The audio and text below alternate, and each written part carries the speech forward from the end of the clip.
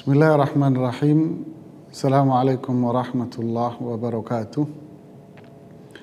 Alhamdulillah, hamdan thayyiban mubarakan fi, nahmaduhu wa nasta'inu bihi wa nastaghfiruh. Wassalatu wassalamu ala Rasulillah wa ala alihi wa ashabihi wa man ihtada bihadihi ila yaumiddin, amma ba'd. Pemirsa Fatwa TV yang dimuliakan oleh Allah, nahnu fil halqah tsalitsah min silsilati ilmi al-faraid. Kita sekarang di seri ketiga, panduan praktis perhitungan ilmu waris dalam konteks atau dalam pandangan Al-Quran, hadis Rasulullah sallallahu alaihi wasallam. Jadi tak bosannya saya mengulang kepada pemirsa semua bahwa kita dalam konteks ilmu waris pandangan Al-Quran dan hadis Rasulullah sallallahu alaihi wasallam, kita tidak berbicara ilmu waris dari sudut pandang yang berbeda. Saudara keluarga muslimah, pemirsa Fatwa TV yang dimuliakan oleh Allah, pada pertemuan yang lalu kita memberikan gambaran tentang batasan dari ilmu waris itu apa. Sedikit saya mengulang bahwa ilmu waris itu ada 3 komponen. Ya. Yang pertama ada seseorang yang wafat. Ada yang wafat. Ya. Jadi kalau bicara waris berarti ada yang wafat. Kemudian yang wafat ini memiliki harta. Yang wafat ini memiliki harta. Kemudian yang wafat ini pula memiliki ahli waris. Memiliki ahli waris, yaitu atau keluarga yang hidup,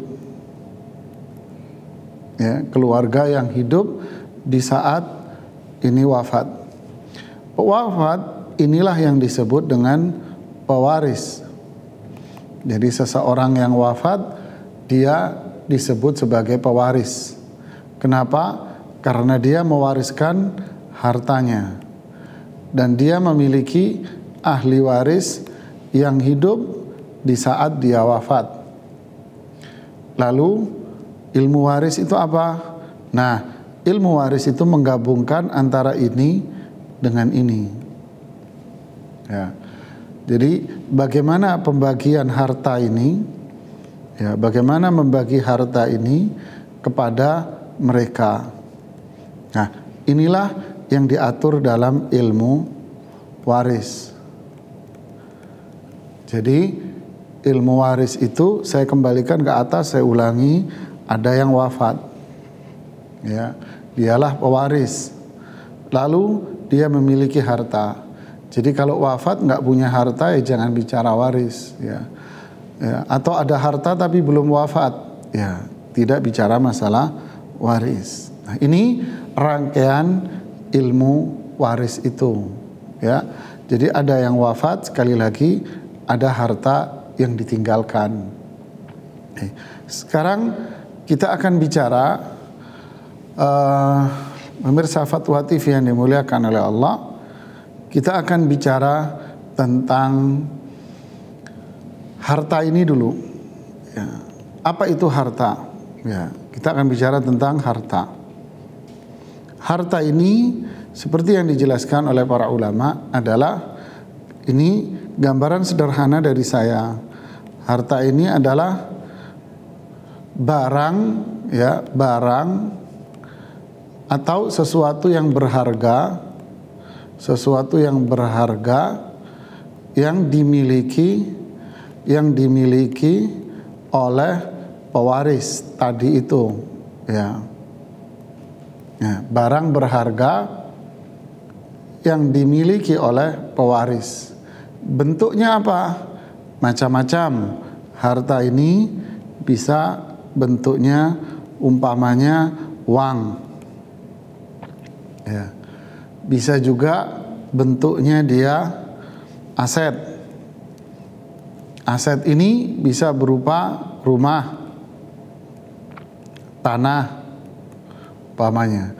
Kalau kita bicara rumah, berarti bicara pula isinya. Ya. Kalau bicara tanah, umpama isinya juga kebun. Ya. Kalau orang luar Jawa selalu mengatakan isi tanahnya biasanya adalah perkebunan sawit umpamanya, ya, dan yang sejenisnya. Atau aset ini juga bisa berupa kendaraan, ya. Ini bisa juga kendaraan. Kemudian termasuk di sini adalah perhiasan. Ini termasuk harta, ya. Jadi seseorang wafat, dia memiliki perhiasan, ya. Kemudian termasuk ini juga yang disebut dengan istilah ini istilah umpama piutang. Piutang ini harta pewaris yang ada di tangan orang lain. Termasuk di dalamnya di sini adalah umpama kontrakan. Ini kasus-kasus yang banyak terjadi, ya, kontrakan atau saham di perusahaan, ya, yang sifatnya datangnya berkala atau memang berada di tangan orang, dipinjam orang, ya, pinjam orang, ini dipinjam orang lain, ya. Ini termasuk kategori harta, ya. Yang jelas pemirsa sekalian, barang berharga yang dimiliki oleh si pewaris tadi, ya. Ada lagi harta, mungkin ini jenis harta yang kalau kita mendengarkan ini menyenangkan, ya, dan ini yang diharapkan oleh semua orang, ya. Dia pengen dapat warisan. Kalau bahasa sederhananya, inilah harta karun. Nah, harta karun, dia tanpa bekerja ingin mendapatkan peninggalan harta dalam jumlah besar. Ini harta. Ada lagi harta yang termasuk itu warisan, ya. Jadi termasuk harta warisan adalah hutang. Ini warisan, ya, jangan lupa itu. Maksudnya gimana? Maksudnya kita kembali kepada si pewaris tadi, ya. Si pewaris wafat tentunya kan, dia meninggalkan sejumlah hutang, ya. Dia wafat meninggalkan sejumlah hutang. Hutang kepada siapa? Nanti kita akan jelaskan jenis hutang ini. Ini juga termasuk warisan, ya. Jangan lupa itu. Ini peninggalan, ya. Ini peninggalan. Saya ulangi lagi, ini warisan. Jangan ditinggalkan, ya. Seringkali terjadi di masyarakat ketika pewaris itu meninggalkan hutang, maka masing-masing ahli waris akhirnya masa bodoh, nggak mau tahu, ya. Pada lari satu demi satu. Tapi kalau meninggalkan harta yang kita sebutkan dalam bagian pertama, mereka rame-rame berdatangan. Bahkan keluarga ahli waris yang mungkin bisa jadi bisa ada di masyarakat, mereka yang nggak pernah nongol mungkin selama sekian tahun. Pernah satu kasus yang saya hadapi, tidak pernah nongol 20 tahun, 25 tahun kalau nggak salah. Tiba-tiba ketika warisan yang tadi itu muncul, dia datang dengan dalih kita mau silaturahmi. Begitulah yang namanya harta. Fitnah buat kita. Makanya di sini hikmah dari ini semua apa? Saudaraku sekalian, pemirsa Fatwa TV. Apa hikmah dari sini? Ini yang sering kita ulang-ulang. Kenapa Allah Subhanahu wa taala yang menjelaskan sendiri di dalam Al-Qur'an?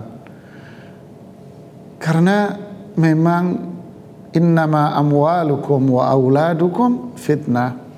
Harta kalian, anak-anak kalian itu fitnah. Ad-dunya hulwa khadirah. Dunia itu manis, ya. Dunia itu hijau. Ya, ini letak ujian yang begitu berat sehingga Allah Subhanahu wa taala menjelaskan sendiri di dalam Al-Qur'an tentang perihal warisan ini. Ya. Kalau ditanya adil, ya pasti adil lah. Kenapa? Karena ini muncul dari zat yang memiliki nama-nama dan sifat-sifat yang mulia. Zat yang maha mulia, zat yang maha agung dengan nama-nama dan sifat-sifatnya. Pasti adil, pasti bijak. Kalau manusia banyak kelemahan dan banyak kekurangan. Ini yang dimaksud dengan namanya harta. Ya.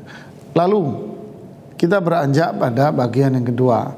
Kapan harta ini dibagi? Kapan dibagi? Ya. Ini selalu pertanyaan muncul. Si A wafat. Lalu keluarganya atau ahli waris tadi mengatakan, kapan kita boleh membagi warisan ini? Sebetulnya kalau ditanya tentang kapan, waktu, timingnya, tidak ada ketentuan di dalam syariat Islam tentang kapan pembagian waris itu. Sehingga kembali kepada al-aslah, kembali kepada mana yang lebih bermaslahat untuk keluarga. Jadi pihak keluargalah yang melihat mana yang lebih bermaslahat. Tentu kalau kita bicara tentang kaedah umum, maka yang lebih baik adalah pembagian warisan itu secepatnya. Kenapa? Satu, menghindari kezaliman dalam harta. Ya, tentu sebelumnya tadi kita jelaskan ini fitnah, berbahaya. Ya, kita menghindari kezaliman. Jangan sampai kita menghalangi atau justru mengambil harta yang bukan hak kita. Yang kedua, yang kita jelaskan di pengantar di bagian pertama, bahwa manfaat dari belajar ilmu waris ini adalah kita memberikan mereka yang memiliki hak itu haknya sesuai dengan yang Allah Subhanahu wa taala tentukan di dalam Al-Qur'an. Jadi i'ta'u kulli dzi haqqin haqqah, memberikan pemilik hak haknya sesuai dengan porsi yang ditentukan oleh Allah Subhanahu wa taala, tanpa kezaliman, tanpa mengurangi, tanpa ada konspirasi, tanpa ada rencana-rencana jahat. Ini adalah menutup pintu rapat-rapat dari bisikan syaitan. Setan siapa? Minal jinnati wan nas. Setan dari kalangan jin dan setan dari kalangan manusia. Ini ditutup pintu-pintunya, makanya semakin cepat semakin baik. Tapi semua kembali kepada keluarga. Kapan? Terserah keluarga. Saudaraku sekalian, kalau ada salah satu dari keluarga itu menuntut, maka pihak yang lain tidak boleh untuk menghalanginya. Karena memang inilah ilmu waris, ingin memberikan pemilik haknya tanpa dikurangi sedikit pun, serupiah pun tidak dikurangi. Jadi kalau ada 5 bersaudara umpamanya, satu dari mereka, satu aja menuntut haknya, ya, dengan alasan yang memang itu private buat dia sendiri, gitu ya. Punya alasan macam-macam lah orang. Dia menuntut haknya, maka 4 saudara ini atau 4 ahli waris ini tidak boleh lagi menghalangi dengan berbagai alasan. Umpama dengan mengatakan ini kan rumah peninggalan orang tua. Alangkah baiknya ini rumah buat ngumpul-ngumpul.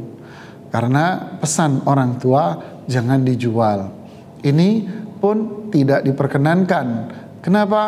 Karena itu tadi prinsip dasarnya adalah harta itu sudah menjadi milik para ahli waris. Jadi tidak boleh seseorang menghalangi dengan berbagai macam alasan. Seperti alasan yang populer yang tadi ya. Ini adalah rumah sesepuhnya, rumah keluarga besar, jangan dijual. Kalau ada yang nuntut ya nggak bisa, tapi kalau semuanya sepakat umpama 5 orang, silahkan mereka menentukan itu. Jadi kalau bicara tentang waktunya tidak ada ketentuan. Bicara tentang waktu kapan itu, maka tidak ada ketentuan. Jadi tidak ada ketentuan sama sekali dalam syariat Islam kapan itu dibagi. Terserah, sehari setelah wafat pun boleh, seminggu, sebulan, 2 bulan, tidak ada masalah ya. Tidak ada masalah. Adapun ungkapan di masyarakat ini belum 40 hari, itu hanya anggapan yang tak berdalih sama sekali dalam syariat Islam. Jadi silahkan mana yang dipandang maslahat buat keluarga dari sisi waktu pembagiannya. Tetapi pemirsa Fatwa TV yang dimuliakan oleh Allah, ada yang namanya yang disebut oleh para ulama fikih atau para ulama waris, mereka menyebutnya dengan istilah hukuk at-tarikah, hak-hak harta peninggalan. Atau kalau saya boleh membahasakan di sini adalah tahapan. Apa tahapannya? Tahapan dalam pembagian waris ini ya. Mungkin seseorang akan beranggapan orang tuanya wafat umpamanya. Orang tuanya wafat, ayahnya wafat. Kemudian ahli waris ini beranggapan bahwa kalau orang tuanya wafat, wah ini hartanya bisa langsung dibagi kepada ahli warisnya. Udah langsung kita bagi-bagi. Tidak. Dalam syariah Islam dijelaskan oleh para ulama kita semuanya bahwa ini semua harus melalui tahapan-tahapan sampai pada suatu tahap di mana di situ harta peninggalan tadi itu dibagikan kepada para ahli warisnya. Jadi dia harus melewati beberapa tanggah-tanggah dulu. Inilah berkaitan dengan kapan dibagi. Oh, lewati dulu tahapan-tahapan ini. Ya, saya ulangi. Kalau bertanya kapan mau dibagi, berarti lewati dulu tahapan-tahapan ini. Ya. Kalau sudah dilewati, barulah sampai pada satu ujung di mana kita boleh untuk membagi harta warisan kepada ahli waris. Apa itu tahapan-tahapan ini? Yang pertama adalah mengurus jenazah. Mengurus jenazah. Apa maksudnya? Maksudnya adalah biaya pemakaman. Ini biaya pemakaman dari pewaris tadi itu diambilkan dari harta peninggalan, dari hartanya dia. Umpama biaya proses pengurusan jenazah, kemudian biaya pemakaman, ini diambil dari harta si pewaris. Tapi tentu ini bukan sebuah keharusan. Jika ada salah satu anaknya atau saudaranya mengatakan, atau pihak yayasan sosial mengatakan, kami yang akan menanggung biaya pemakaman itu, silahkan saja. Jadi kalau ada anaknya atau keluarganya atau yayasan sosial yang mengatakan kami akan menanggung semua pembiayaan jenazah, ya silahkan saja, tidak ada masalah itu. Tapi kalau mau diambil dari uang jenazah, nah inilah tahap pertama. Artinya si A punya warisan, anggap umpama 1 miliar umpama. Ini peninggalan dia. Maka tahap pertama yang harus dilakukan apa? Diambil dulu 1 miliar ini untuk biaya pemakaman jenazah. Berapa? Ya itu tergantung berbeda-beda dengan satu daerah dengan daerah yang lain. Diambil dulu, dipotong buat biaya pemakaman. Ya. Yang kedua, apa itu? Nah, yang kedua adalah bayar hutang. Ya, bayar hutang. Umpama pengurusan jenazah menghabiskan biaya umpama 10 juta umpamanya. Kebanyakan warisannya tadi 100 juta umpama, ya. Diambil 10 juta untuk biaya pengurusan jenazah, berarti sisanya 90. Oke. Setelah itu dilihat bayar utang. Oh, si ayah yang wafat ini pewaris punya hutang. Berapa utang si ayah? Hutang si ayah 20 juta. Berarti dibayarin dulu 20 juta. Dari 90 juta dikurangi lagi 20. Berapa? Sisa 70. Langkah ketiga, bayar wasiat. Nah, tunaikan wasiat. Umpama si ayah mengatakan sebelum wafat, nanti kalau ayah wafat kalian beliin Al-Quran untuk kalian bagi-bagi kepada ke masjid-masjid pesantrennya. Dibeliinlah Al-Quran umpama senilai 10 juta. Silahkan. Berarti sisa berapa warisannya? Sisa 60 juta. Nah, setelah itu barulah tahap yang keempat ini, baru pembagian waris. Pembagian waris, ya. Pembagian waris. Nah, itulah sisanya. Jadi sisanya itu barulah dibagi warisan.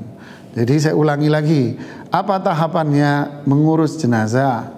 Bayar hutang. Hutang ini bisa jadi ada dua macam, ya. Hutang, jadi hutang. Hutang itu ada dua. Bisa berupa hutang sama Allah, berhutang sama Allah yang berupa zakat yang belum terbayar. Bisa juga hutang dalam sesama manusia. Ya, ini sesama manusia. Nah, adakah zakat yang belum terbayarkan? Nah, hutang inilah yang harus dibayar. Ya, ini yang harus dibayar yang tadi. Berapa zakat yang belum dikeluarkan? Dikeluarkan dari itu karena itu hutangnya si pewaris tadi. Di tahun itu pewaris terkena zakat. Tahun itu pewaris terkena zakat tapi belum sempat ngeluarin zakat, dia wafat. Kemudian dia punya utang sesama manusia, dibayarkanlah hutang itu kepada sesama manusia. Ya, ini dibayarkan setelah mengurus jenazah tadi. Kemudian wasiat. Wasiat ini apa? Wasiat ini adalah pesan. Pesan sebelum wafat, ya. Yang bersangkutan berpesan, jika saya wafat, kalian tolong beliin saya Quran, kalian bangunin saya masjid umpama. Ini adalah wasiat. Atau cucu-cucu saya kalian kasih uang dan sebagainya. Wasiat ini ada ketentuan di dalam syariat. Wasiat ini tidak boleh kepada ahli waris. Ahli waris. Contoh, jika saya wafat, rumah ini milik ibu kalian. Tidak boleh, karena ibu istri adalah ahli waris. Atau dia berpesan, nanti rumah yang sana buat anak yang nomor 1, rumah yang 2 buat anak ini tidak boleh. Ya, apa kaidahnya? Rasulullah SAW mengatakan la wasiyata diwaris, tidak boleh wasiat itu kepada ahli waris. Jadi kepada siapa? Kepada orang lain yang bukan ahli waris. Kemudian wasiat itu maksimal, tidak boleh lebih dari berapa? Dari 1/3 dari total yang tadi. Jadi harus di bawah dari 1/3 itu.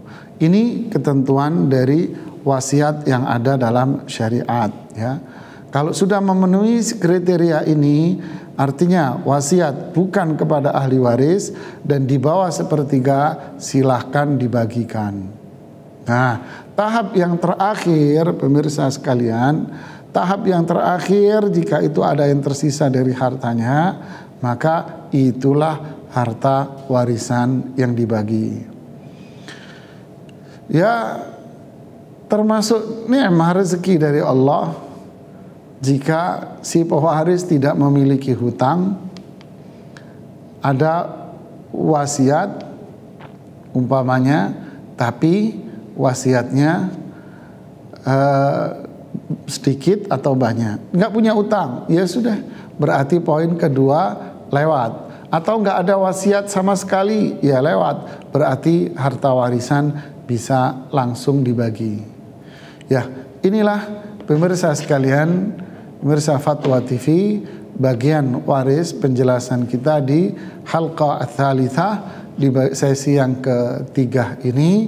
Insya Allah kita akan lanjutkan pada sesi yang keempat. Subhanakallahumma bihamdik, asyhadu an la ilaha illa anta, astaghfiruka wa atubu ilaik. Assalamualaikum warahmatullahi wabarakatuh.